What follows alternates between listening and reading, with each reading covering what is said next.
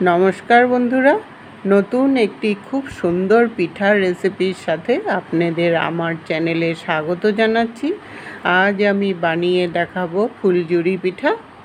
এই পিঠাগুলো দেখতেও যেমন সুন্দর, খেতে কিন্তু তার দ্বিগুণ ভালো। আর এই পিঠাগুলো এতটাই মুচমুচে হয় যে আপনারা অনেক দিন সংরক্ষণও করে রেখে খেতে পারবেন। আসুন তাহলে দেখে নিই আমার পিঠার রেসিপিটি বানানোর জন্য দুটো ডিম লাগবে। তার জন্য একটা বাটির মধ্যে ডিম দুটোকে প্রথমে ভেঙে নেব। আর এই দুটো ডিম দিয়েই কিন্তু অনেকগুলো পিঠা তৈরি হয়ে যাবে। ডিম ছাড়াও কিন্তু পিঠাগুলো আপনারা বানাতে পারবেন, তবে ডিম দিলে খেতে কিন্তু খুব ভালো লাগে। আর ডিম দিলে উঠবেও সুন্দর করে পিঠাগুলো। ডিম ছাড়া বানালে উঠাতে একটু অসুবিধা হয়ে যায়। তাই সহজ পদ্ধতিতে পিঠাগুলো কিভাবে সুন্দর করে বানানো যায় তারই পদ্ধতি আমি দেখাচ্ছি। স্বাদ অনুসারে নুন দিয়ে এখন ডিমটাকে ভালো করে ফেটিয়ে নেব। মিষ্টি জিনিসে একটু নুন দেবেন, তাহলে মিষ্টির স্বাদটা কিন্তু দ্বিগুণ বেড়ে যায়। ডিমটাকে কিন্তু খুব ভালো করে ফেটাতে হবে, যেন একটুকু ডিমের লাম্পস না থাকে। ডিমটাকে ভালো করে ফেটিয়ে নিয়ে তারপর স্বাদ অনুসারে চিনি দিয়ে দিলাম। এটা গুঁড়ো করা চিনিটাকে গুঁড়ো করে দিলে তাড়াতাড়িও গলে যাবে, আর রেসিপিটা কিন্তু খুব তাড়াতাড়িও হবে। না হলে ডিমের মধ্যে চিনিটা গলতে কিন্তু সময় লেগে যায়। হাফ কাপের মতো চিনি দিয়ে ভালো করে এখন মিশিয়ে নিলাম। মিশিয়ে নিয়ে তারপর এটার মধ্যে এখন ময়দা মেশাবো। আমি 2 কাপ ময়দা মেশাবো। সঠিক পরিমাপ সহ যদি পিঠাগুলো বানান তাহলে পিঠাগুলো কিন্তু একদম পারফেক্ট হবে, আর উঠবেও কিন্তু খুব সুন্দর করে। আমার কাপটা হাফ কাপ, তাই এখানে 4 কাপ দিলাম। 1 চামচের মতো রিফাইন্ড অয়েল দিয়ে দিলাম। রিফাইন্ড অয়েলটা দিলে উঠবেও সুন্দর করে। এখন ডিমের সাথে ময়দাটাকে ভালো করে আগে মিশিয়ে নিতে হবে। মিশিয়ে নিয়ে তখন দেখবেন ব্যাটারটা একদম ঘন হয়ে আছে, শুকনো শুকনো হয়ে আছে। তারপর একটু একটু করে জল দিতে হবে। এই জলের জায়গায় আপনারা ইচ্ছা করলে দুধও দিতে পারেন, তাহলে খেতে কিন্তু আরও ভালো লাগবে।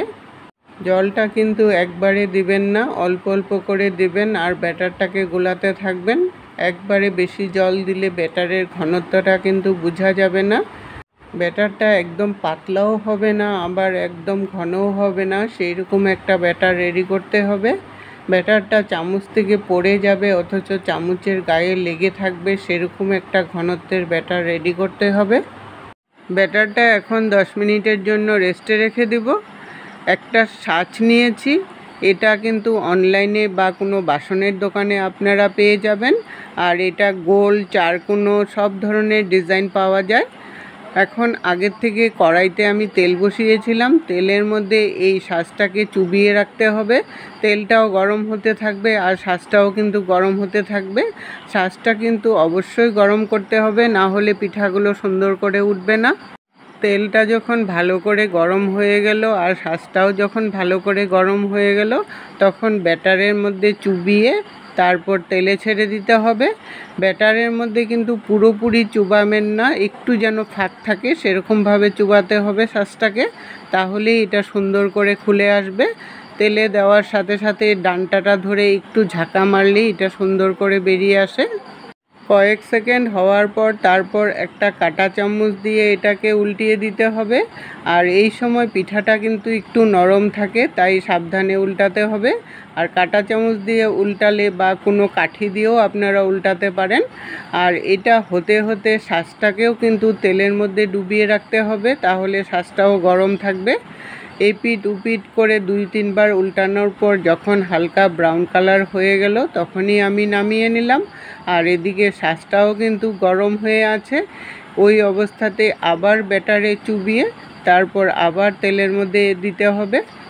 এইভাবে করে সবগুলো পিঠা ভাজতে হবে। বাড়িতে কোনো গেস্ট আসলে আগের থেকে যদি রেডি করে রাখেন আর গরম গরম ভেজে দিতে খুবই সুবিধা হবে। খুবই কম সময়ের মধ্যে অনেক পিঠা বানানো যায়। সবগুলো পিঠা এইভাবে করে ভেজে নামিয়ে নিলাম। দেখুন পিঠাগুলো কতটা সুন্দর হয়েছে আর কতটা ক্রিস্পি হয়েছে।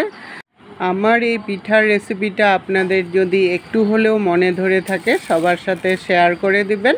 আর এটা কিন্তু এয়ারটাইট কন্টেনারে করে রেখে আপনারা অনেক দিন স্টোর করে রেখে খেতে পারবেন। এতক্ষণ সঙ্গে থাকার জন্য আপনাদেরকে অসংখ্য ধন্যবাদ বন্ধুরা। আবার দেখা হবে নতুন আরেক রেসিপির সাথে। সুস্থ থাকুন, ভালো থাকুন।